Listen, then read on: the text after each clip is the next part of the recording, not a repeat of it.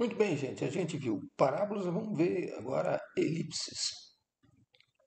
Então, retomando lá de aula lá para trás, dependendo da posição do plano, né, a intersecção desse plano com um cone pode ser uma curva chamada elipse, tá? Mas qual é a definição de elipse? A definição geométrica lá da elipse é o conjunto de todos os pontos do plano cuja soma das distâncias a dois pontos fixos é uma constante. Bom, você vai considerar então F1 e F2, que a gente vai chamar de foco, né?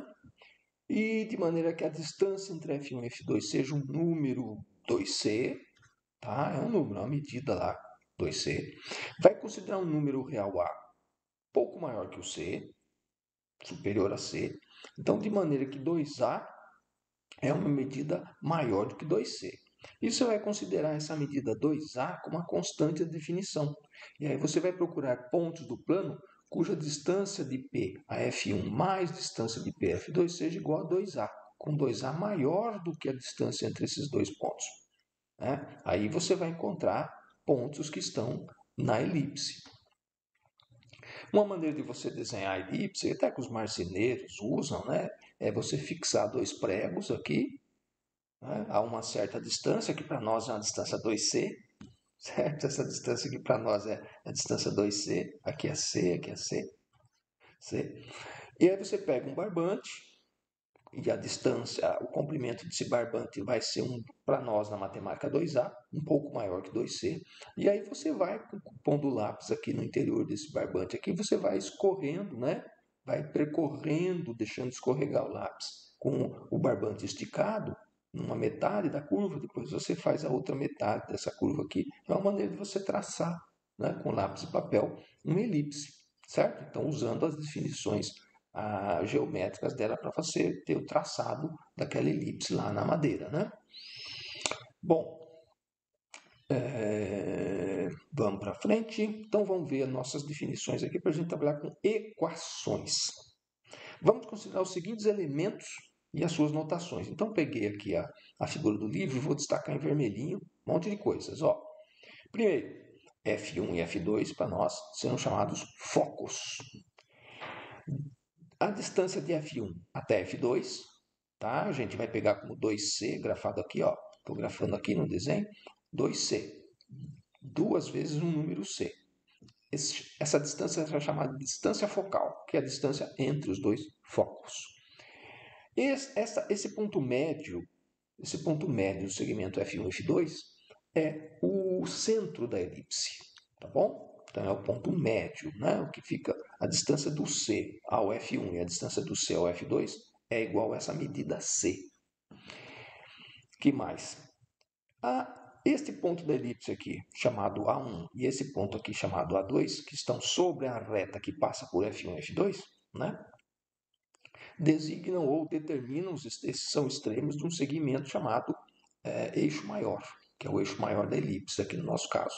Então, nós temos o eixo maior, que é o segmento que passa pelos focos e termina em pontos da elipse.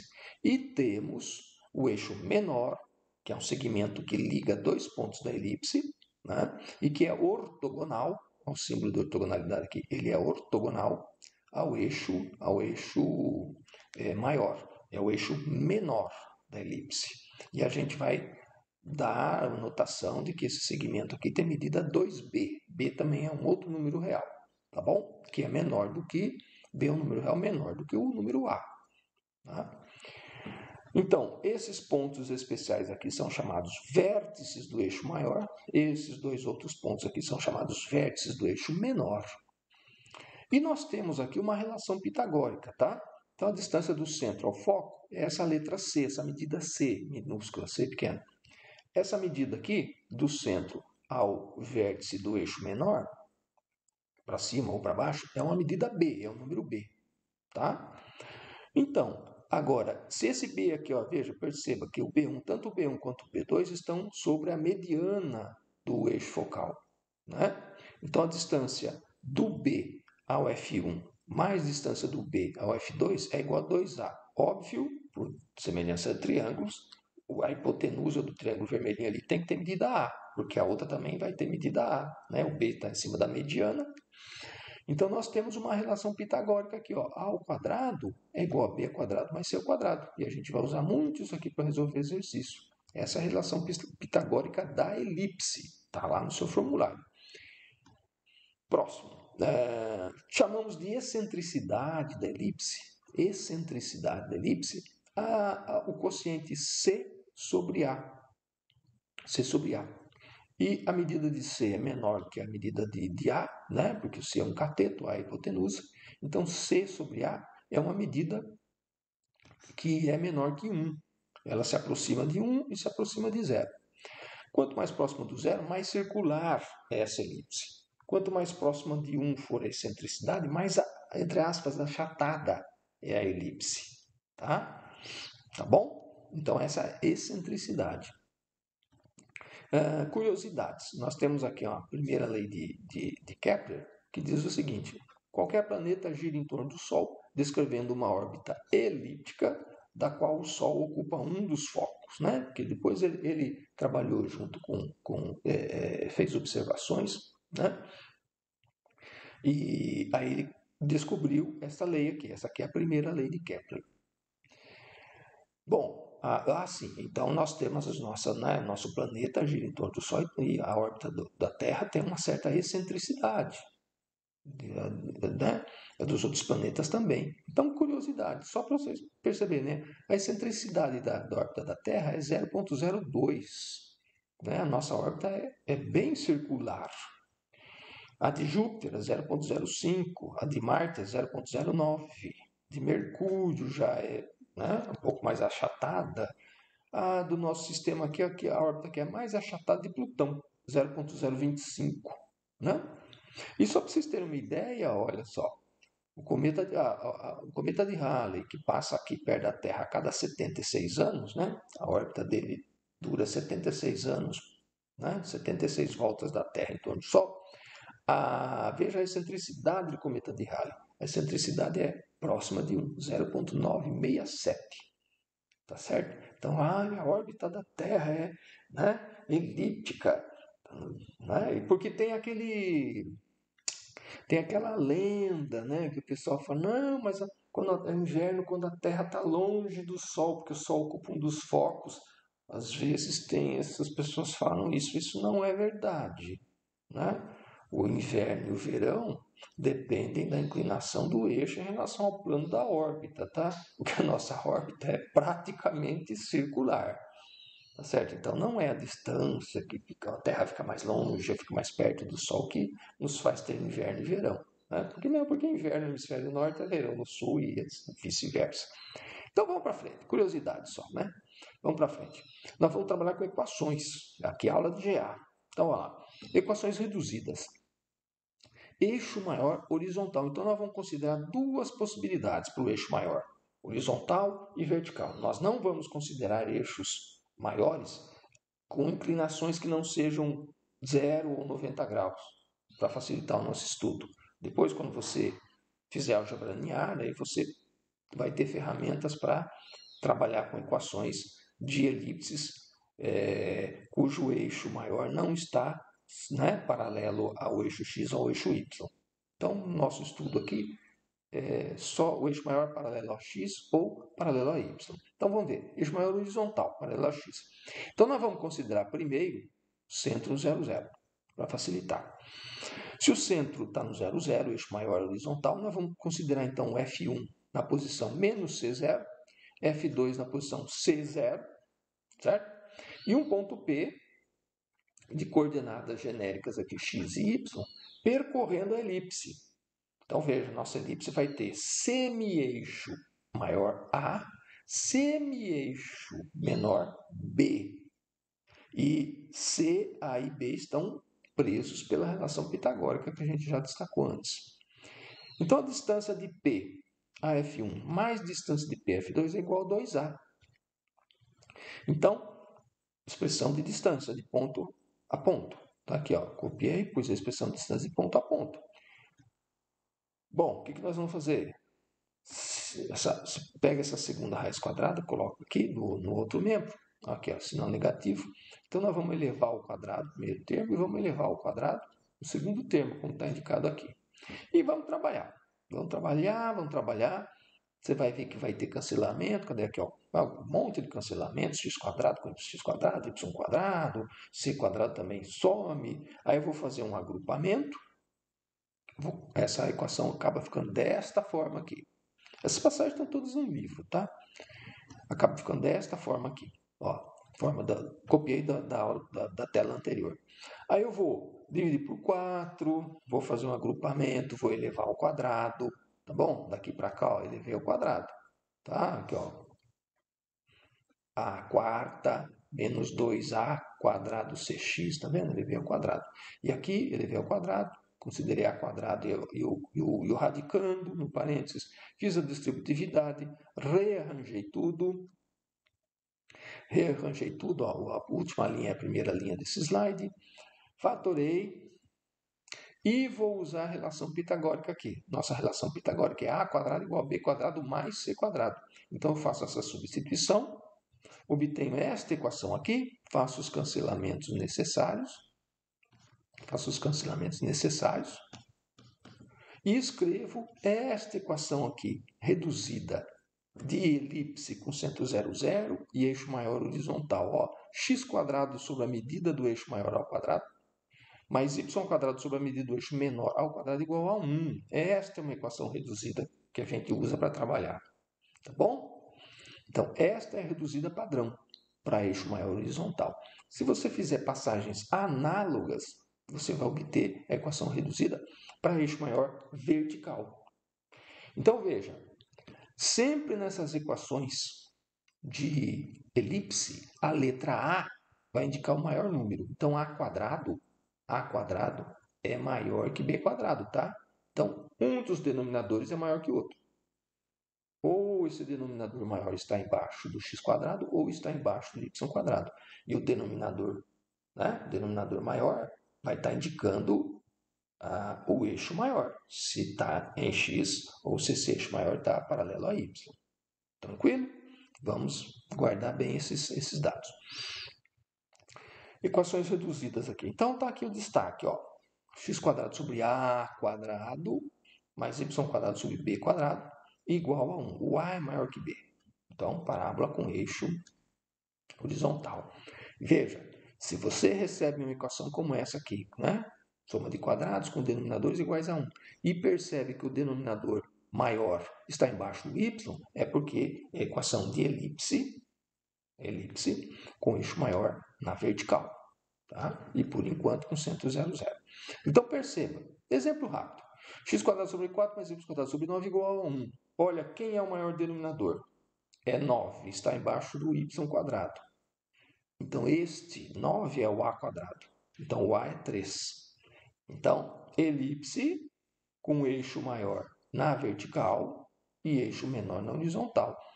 Aqui, 4 é b quadrado. Então, quem é b? 2. Tá certo? Então, com esses dados eu já posso esboçar elementos, já posso esboçar a minha elipse. O centro é 0, 0. Vértices do eixo maior, 0 menos 3, tá vendo que é 3? Então, você tem que abaixar 3 unidades e subir 3 unidades da posição do centro, eixo maior. Andar 2 unidades para a esquerda e 2 unidades para a direita, construindo o eixo menor. Esses são os pontos que você vai ter que emendar ali com o lápis, né? Para fazer o traçado da elipse, tá certo? Então, ó, 3 para cima, 3 para baixo, porque o A é 3, está embaixo do y quadrado. 2 para a esquerda. Aqui, essas figuras dos livros estão sempre... Eu sempre gosto de colocar um sinalzinho aqui no eixo X, no eixo Y. Aqui também, né? Então, 2 unidades para a esquerda e 2 unidades para a direita, B1 e B2. Né? E aí você vai na mão aqui, fazendo, emendando e traçando uma elipse.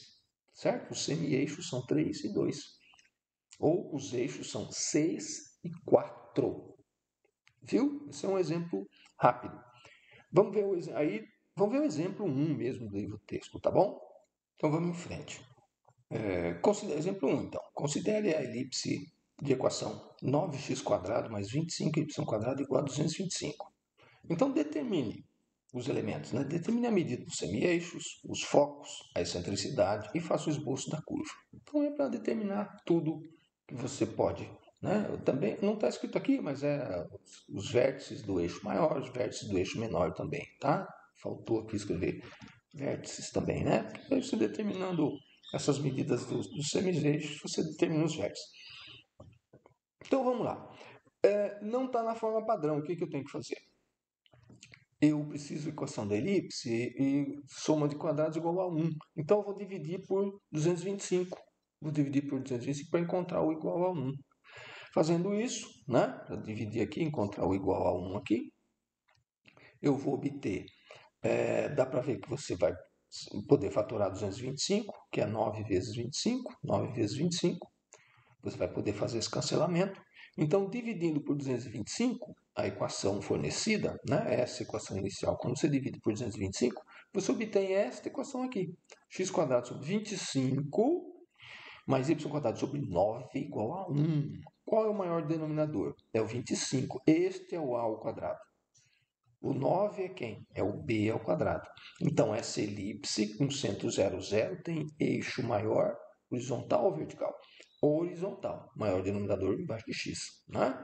E qual é a medida do semi-eixo? Quanto vale o a? É a raiz quadrada do 25, é 5. Quanto vale o b? Vale 3.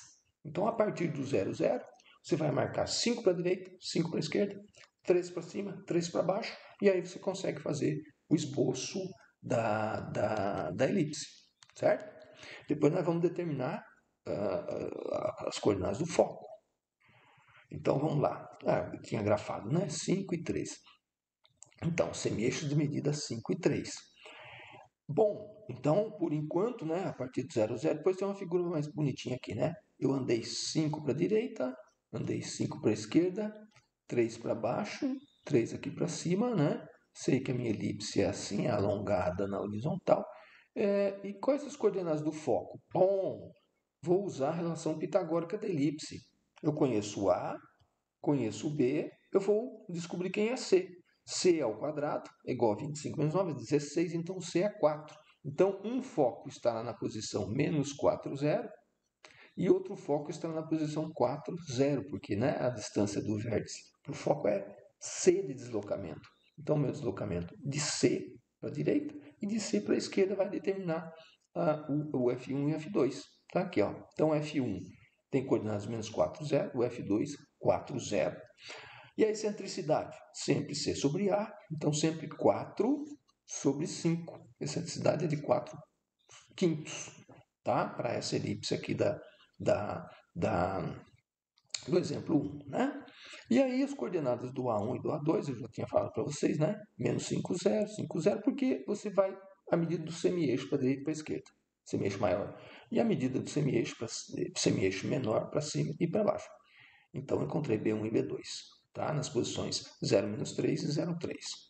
Tranquilo? Né? Bom, exemplo 2. Então, é análogo. Na lista de exercícios você tem vários exercícios que são sempre semelhantes para você treinar a obtenção da equação da obtenção da equação da elipse na forma reduzida, tá? Porque é a forma reduzida que conta para a gente os elementos necessários. Determine medida dos semi-eixos, focos, centricidades, esboço da curva, vértices, né? Etc. e tal. Então vamos lá. 4x² mais y² menos 16 igual a 0. Então eu pretendo sempre ter a forma padrão, x² sobre a², ou mais y² sobre b² igual a 1, ou o contrário, com os denominadores. Então eu vou dividir por 16. Eu passo 16 para o lado direito e vou dividir a equação toda por 16. Então sempre tem um cancelamento aqui, ó. No caso é exemplo do livro, né? Então, dividindo por 16, né? Fazendo essa passagem aqui, dividindo por 16, eu obtenho x² sobre 4 mais y² sobre 16 igual a 1. Qual o denominador maior? O 16. Então, quem é o a²? É o 16. Quem é o b²? É o 4. Certo? Quem é a? 4. Quem é b? 2. Então, a é 4, b é 2.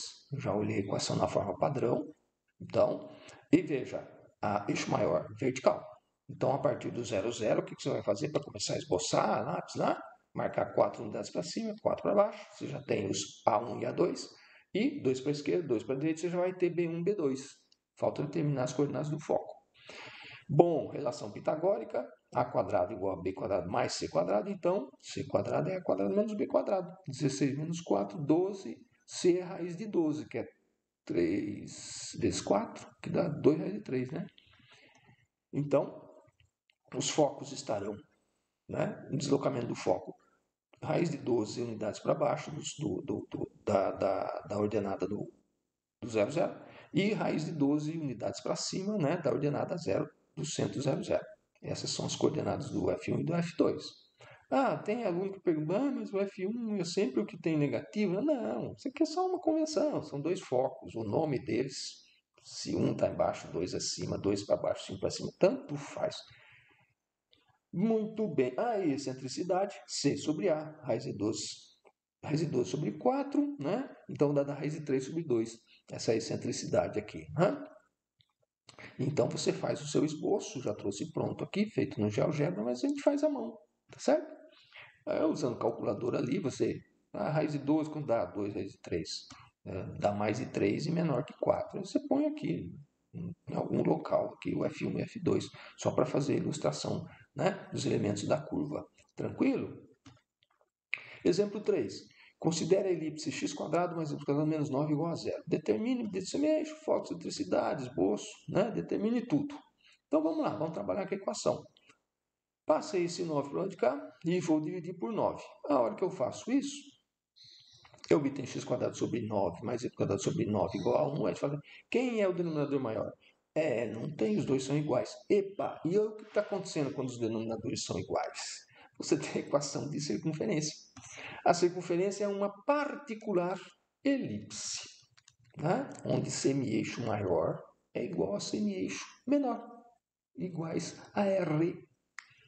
Então, o A é 3, o B é 3, isso é igual a R. Tá? E quando o A é igual a B, o C é igual a zero. Né? Na relação pitagórica lá, né? Para que fique valendo A quadrado igual a B quadrado mais C quadrado. Se isso aqui é 9 igual a 9 mais C quadrado. C quadrado tem que ser zero. Tá bom? Então, tem focos? Não tem, os dois focos se degeneram em cima do centro. Essa elipse, né? Você pode pensar na elipse num processo dinâmico. Ela é alongada assim, ela vai ficando arredondada. Na medida que ela vai ficando arredondada, os dois focos vão se aproximando um do outro e se aproximando do centro. Num certo colapso, o foco 1 é igual ao foco 2 é igual ao centro. E o A é igual a B. Tá? E a excentricidade seria zero. Mas aí depende do autor considerar ou não que circunferência tem excentricidade, né? Porque quando você define excentricidade, você fala assim, a excentricidade é maior. Você não põe sinal assim de igual aqui, né?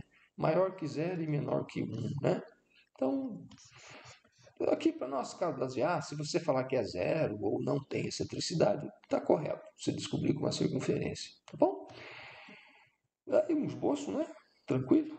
O raio é 3. Não? Exemplo 4, então.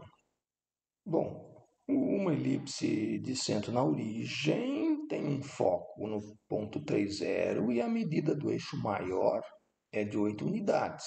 Bom, vamos lembrar, os focos estão sobre o eixo maior, tá bom? Então, centro 0, 0, né? Você vai lendo o enunciado e rascunhando, ó, centro 0, 0, centro 0, 0, né? Você tem os eixos coordenados aqui. Deixa eu fazer mais bonitinho aqui, né? Fazer os eixos coordenados aqui, né? Y, X. Centro 0, 0, ok. Tem um foco no ponto 3, 0, né? Tem um foco na posição 3, 0 aqui. Foco na posição 3, 0. E medida do eixo maior é de 8 unidades. O eixo maior é de 8 unidades. O eixo maior. O semi-eixo maior tem medida. O semi-eixo tem medida 4. Então, ó, daqui para cá eu vou marcar 4, vou ter um vértice. Daqui para cá eu vou marcar o menos 4, né? 4 unidades para cá vou ter outro vértice, A1 e A2, né? Porque ó, se o foco está aqui, o semi-eixo também é se o foco está no eixo X, O eixo maior também está no eixo X. O eixo maior é 8, então é 4 para a direita e 4 para a esquerda, o semi-eixo, certo? Aquele C pequeno é o 3, ó. Então, essa medidinha aqui é o C pequeno. E essa medida aqui de 4 é o A. A igual a 4, C igual a 3. Tá certo? Então, vamos resolver o exercício. Ó. Já trouxe tudo escrito. Olha o meu desenho mais bonitinho, feito no GeoGebra, né? Foco na posição 3, 0. Um vértice aqui na posição 4, 0. O outro vértice, evidentemente, vai ficar na posição menos 4, 0. Muito bem. Logo, C é 3, 2A é 8, então o A é 4, como eu estou grafando aqui, né? Semi-eixo 4, maior, semi-eixo maior 4, distância C é 3. Então tem que descobrir quem é o B, né? Porque, ó, voltando aqui, né? Ok, tem esse ponto na elipse, tem esse ponto na elipse. E onde está o B1, B2 aqui? Eu descubro usando a relação pitagórica. B quadrado é A quadrado menos C quadrado. Então, B quadrado é 7. Então, a medida do semi-eixo menor é raiz de 7. Tá bom? Então, a equação reduzida... Ah, sim, vou escrever a equação reduzida. Então, x quadrado sobre 16, se é alongado assim, então o maior denominador está embaixo do x quadrado.